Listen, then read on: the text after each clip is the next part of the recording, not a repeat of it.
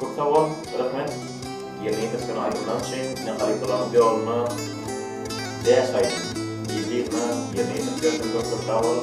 Bu anın benim canlandı. Daha makalsın, yarın arasında oğuzun aydınını getirip bu oyuna batıya durmuşta gelmenin ardı ödüyor. O anın benim canlandı.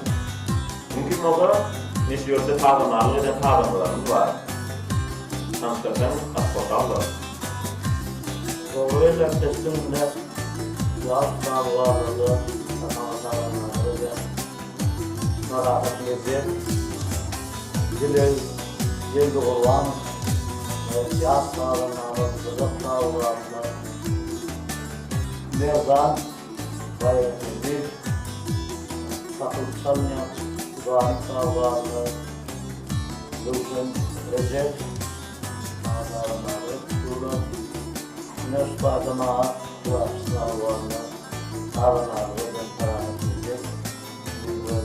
İkinci kalitman, mutlu, artlarımızda, yerin yurdumuz efsun, oğlu devrendi, yasırından, devletin osmetlerine koydum, yasırından bile, şuna öyle sağlanar diye, Parahatımızı son bir halifam oldu.